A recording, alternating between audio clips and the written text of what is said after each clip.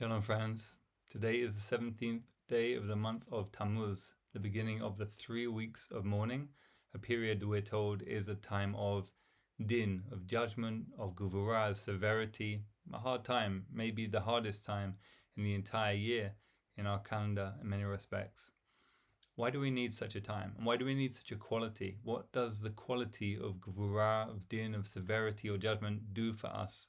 How does it make life better? If we believe in a loving, infinite Ein Sof, a creator who is infinite love, why is there such a quality in existence? And how is it part of our practice? What can we do with it? What are we supposed to do with it? Well, the great Kabbalist, the Arizal, famously taught that one of the first necessary steps of creation was Simsum, that the infinite loving divine, the Ein Sof, had to contract itself. Why? So that the Ein Sof would have someone else to have loving relationship with. There's no such thing as loving relationship if there is no boundary, if there's no separate identity. So there had to be a world with beings in it who had real free will and real separate selves who could make real choices. That's us. So that there could be the possibility of meaningful engagement in reality, including getting it wrong, including causing suffering to ourselves and others, so that there can also be all the beautiful and wonderful things that there are also in life, including loving relationship. So we have this time in our calendar that is marking tragedies that befell our people, which symbolize the brokenness of our people and of the world at this time, for us to focus on what is lacking. But the emphasis, the journey we're on, is very much one of cultivating rachamim, of compassion, in the Kabbalistic tree of life. Gevurah, severity or judgment, din, always leads to compassion. It's always in the process of being unified or synthesized with chesed, loving kindness, to make healthy compassion. One way of thinking about it is that chesed, loving kindness, loving oneness, is expansive, life-giving flow. There's no life without that generosity of chesed, but it's like water. It has to be put in the right time, at the right place, in the right situation, in the right vessel, with the right boundaries to create life wherever it will end up creating life in the right way. It is not going to be able to create life unless it is in that right place at the right time, in the right vessel. And so that's gevurah. Gevurah is the boundaries, is having the vessel through the discipline, through the rituals, through us showing up, through boundaries that we create in our own lives, to channel the life-giving generosity of chesed into something that actually creates something truly beautiful, which is another of the names for compassion. Compassion, rachamim, is also tiferet, beauty or harmony.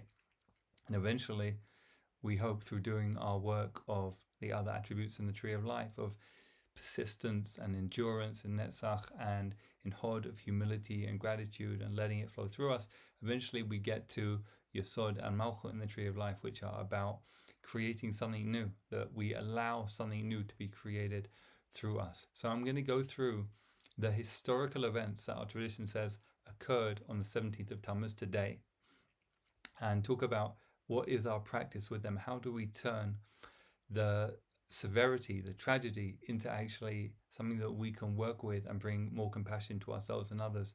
And it really is about our journey of teshuvah, of returning to our best selves and others. That's why also it's at this time that this is setting us up to go into Tu B'Av on the 15th of Av, the Love Festival, and then into the month of Elul, the month of loving return, and then the New Year. So it's all in that context. So first of all, the first thing that happens that we're told in the Mishnah, our ancient rabbinic code, on the 17th of Tammuz, is that the tablets are broken. We're talking about the first tablets that Moses brings down from the mountain after he's had the unique encounter with the infinite divine. And he's carrying these 2 tablets which have the 10 commandments on them. And he comes down, and what does he see? He sees the people worshipping a golden calf, because the people were counting, the Torah tells us, the people were counting the days, 40 days. Moses said he'd be 40 days. They're counting the days, waiting for Moses to come back. Moses is like their mother figure. He's like the intermediary between the people who, remember, have just left slavery. And they were slaves for hundreds of years. So they are truly institutionalized, and you can see psychologically they are very infantile. And their mother figure, Moses, who's the intermediary, He's disappeared. He was gone. They counted wrong and they thought he actually abandoned them. They feel like abandoned babies. And he finally comes back when he said he would, but they think he was supposed to come back the day before, so they gave up waiting for him. And the people are worshipping this golden calf. And Moses sees the golden calf and he knows what's written on the tablets is, don't worship any idols. I'm the Lord your God. And he sees that these two things cannot coexist. So he throws down the tablets in what appears to be an act of anger. But actually later on, God says to him, according to the Midrash, according to the rabbinic commentary, God says to him, well done that you did this. Yishar kochach. May your strength be increased because it's a great thing that you did. Because actually, the first tablets, we're told, only contained the written laws. And the written laws that came specifically from God. But we're told the second tablets, which could only exist because of the destruction of the first ones, the second tablets, which were given later on Yom Kippur in an act of repair and reconciliation, the second tablets contain, we're told, all of the midrashic commentaries and all of the laws and all of the parts of the Torah, which we call the oral Torah, the Torah Sheba'al Peh, that we are still contributing to till this day. So the first Torah was just top down. It was completely fixed. It was a gift from the divine, but we had no part in it. But because Moses took agency upon himself to destroy that, because he saw what was going on with the golden calf and he saw there was a contradiction there that couldn't be resolved any other way, he actually created an opening. And it wasn't automatic what happened next. There had to be a long process of teshuvah. And actually that's the time in the calendar we're in now. The 17th of Tammuz, those tablets were destroyed. Today's the day. Our spiritual ancestors were worshipping the calf. Moses comes down, the tablets are destroyed. And now we go into an 80-day period between now and Yom Kippur, 2 sets of 40 days, when Moses is helping us to make teshuvah. Moses is pleading to the infinite divine, saying, well, what do you expect? These people just left slavery in Egypt. Do you really think they were ready for this kind of relationship with you? So what's this got to do with Gevurah and our work of the season and turning Gevurah into compassion? Well, Gevurah, as I mentioned before with the water analogy, is about the water, the life-giving water of Chesed has to be in the right time in the right place. And so much of Gevurah can also be understood as discipline in our own practice and patience in our own practice. So we are the people. They are our spiritual ancestors. We are longing for connection. We're longing for inspiration. We're longing for healing. We are also the people who just left slavery. We just left the institutionalization of Mitzrayim, of the narrow place of constriction. We long for the same thing that our ancient spiritual ancestors were yearning for in so many ways. But do we have the patience to wait that one extra day that they didn't have? And not just that one extra day, but actually to use this time, instead of it being a time of our undoing and our collapse, which is what happened. That was the tragedy of the golden calf. It was a failure of the people, which then took a lot to repair.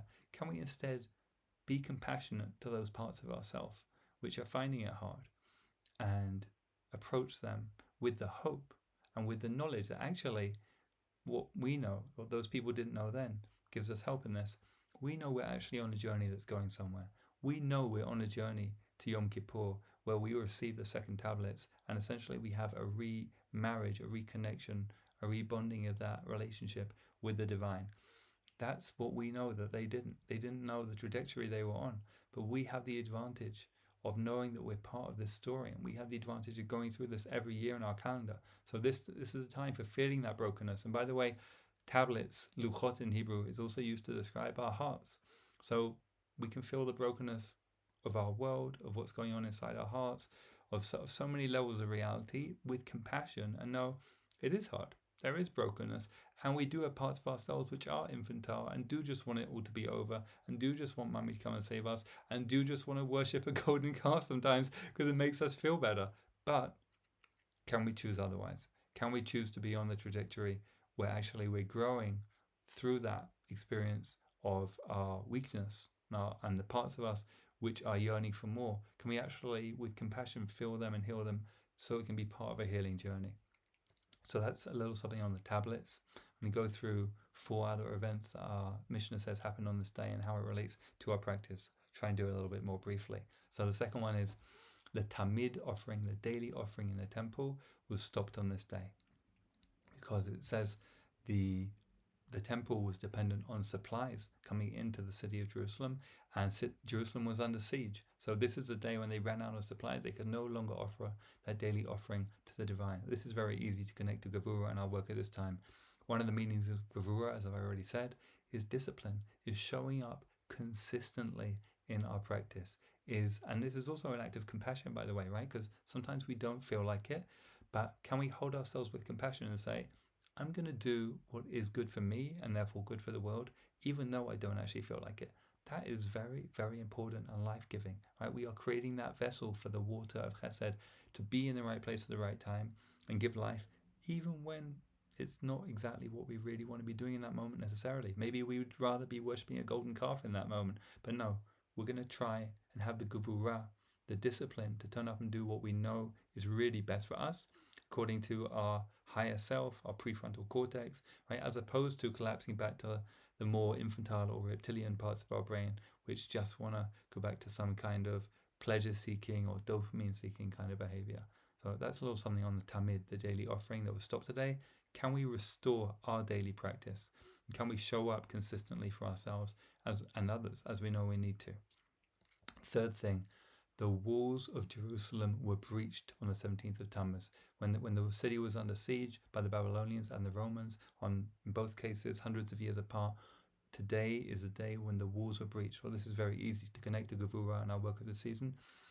Can we have healthy boundaries? Can we see where in our relationship with ourselves, in our relationship with others, in our rituals, in our patterns throughout our life, in our habits, in our routines, can we see where we have healthy boundaries and where we don't, where we need to make those boundaries a little bit stronger? In other words, can we repair the walls of Jerusalem through our own actions?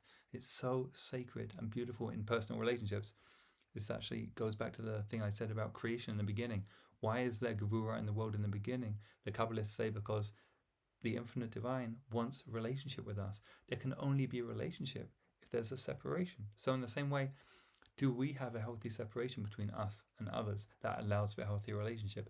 Do we respect the integrity of other people's selfhood? Do we respect our own separate selfhood? That is never a bad idea to be doing. And this is a time of year we're being asked to, again, focus on this quality of Gevurah especially, because we're going to go forward into a time of great compassion, rachamim, and tiferet, and forgiveness and reconnection to the divine. This is what prepares us. So that it's the separation or the individuation, the differentiation for the sake of healthier connection. Fourth thing, the Torah was burnt on this day, according to the Mishnah. An unbelievable tragedy, something so disturbing. The Torah is our guidebook for life. It's a gift from the infinite divine, telling us how to be ourselves and who we really are and what is our true potential. And it was desecrated in this disgusting way. So what can we do to re-sanctify our relationship with the Torah and to repair that act that the Torah was burnt? Can we bring the Torah more into the world? Can we make the Torah more present in ourselves, in our own lives? Can we glorify the Torah in some way to repair the act of what happened on this day? And finally, we're told that there was an idol placed in the temple on this day after it was conquered by our foes and our oppressors, and we were destroyed, defeated, and captured and enslaved. They placed an idol in the temple. So what does that mean for us today? Is there a holy place within ourselves or in the world that has been desecrated that we want to re-sanctify? Is there a way that we want to clean out the confusion of idolatry from our own lives, from the lives of our communities, our societies, from our world around us? And remember, idolatry doesn't only mean a literal physical idol made of wood or stone. Anything which confuses us or others and which distracts us from the infinite mystery, the absolute unknowable oneness. And by the way, this can include religion too, right? includes oftentimes many aspects of religion can be idolatrous. So anything that is stopping us remembering how unbelievably awesome and unknowable and completely one God and life is, anything that is getting in the way of that, is confusing us, anything that is limiting or distracting from the vastness and the oneness of God, And anything also that is pulling your energy in directions that does not serve life. That's also idolatry, right? It's to serve something other than the ultimate good of life itself. So if there's anything like that in our life or in our community or in our world, and I can think of many examples if we go there, sure we all can in our own situations, can we clean out our own lives from attachment to those things and do our bit to make the world a little bit more free of that, so that there can be more focus on what is really true? That's also an aspect of Gevurah, right? Of cleaning out, of differentiating, of saying, no, that is confusing and distracting, but this is actually what I really want to try and serve and focus on. As Bob Dylan famously said, you've got to serve somebody. It's so true, right? If you think you're not serving anyone, you're actually serving many things.